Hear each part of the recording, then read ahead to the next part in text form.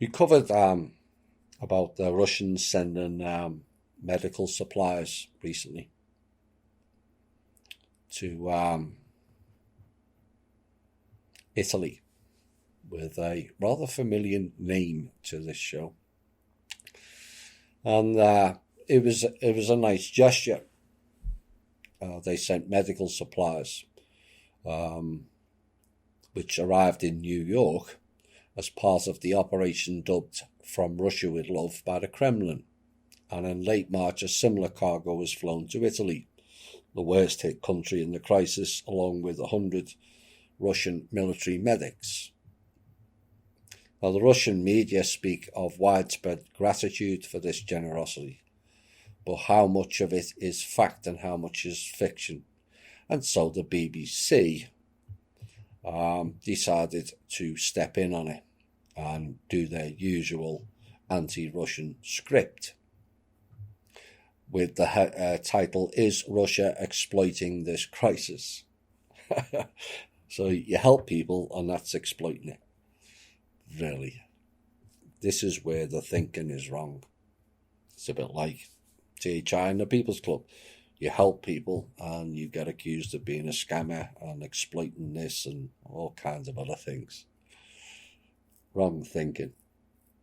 So the US Secretary of State Mike Pompeo, deep state clown, tweeted that the US had paid for the Russian supplies and that we have to work together to defeat COVID-19. Paid with what, Mr. Pompeo? You have no funds. And the BBC went on. The US says the delivery was agreed in a phone conversation between Donald Trump and Vladimir Putin a few days ago.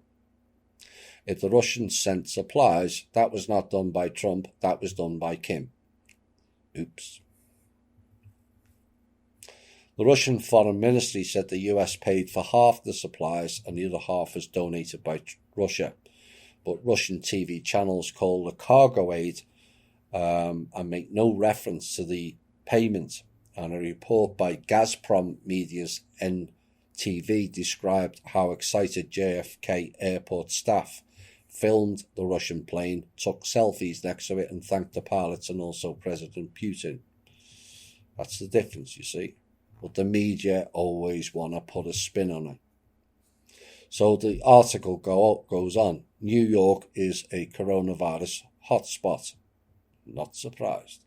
And the US death toll has risen above 5,000, according to Johns Hopkins University, another CIA agency-based university. So we'll take their information with a pinch of salt, shall we? Now, the medical aid for Italy certainly received official thanks, but there was some scepticism about Russia's intentions. And the Italian newspaper La Stampa said, according to its sources, the aid had little practical value and was more like a geopolitical opportunity for Mr. Putin. Not sure the Italian people who gained some benefits out of it think that way either. But there you go. And they went so far as to brand 80% of the delivery useless. No doubt. That was the P2 paper. And when asked about that, the Russian ambassador to the US, Anatoly Antonov, reacted angrily, saying the groundless criticism and lack of trust for the assistance that Russia provided to Italy is cynical, immoral and cruel to those who are fighting for their lives. Absolutely. Bit of common sense there. And the Russian Defense Ministry also hit back, saying the article was fueling anti-Russian fake news and its authors were hiding behind the ideals of free speech. Yes, we all know where the authors came from. And this is another story. It's not just America that's suffering, but the NHS staff in the NHS staff in the UK do not have protective equipment they need to treat any coronavirus patients, according to the medics. And they said doctors were putting their lives at risk by working without adequate protection. And it comes as the Health Secretary said 19 National Health Service workers had died with coronavirus since the outbreak began. And on Friday, Matt Hancock said there was enough kit for everyone and unveiled a plan for addressing shortages. Yeah, you can unveil all the plans, you're right, there is none.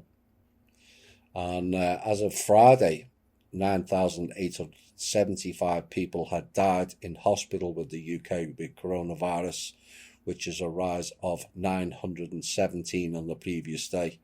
And Mr. Hancock told the BBC the government was looking into how NHS staff who died with the virus were infected because you didn't protect them. And then added cautiously that some of them may have caught it outside of work, typical deflection and view and blame somebody else.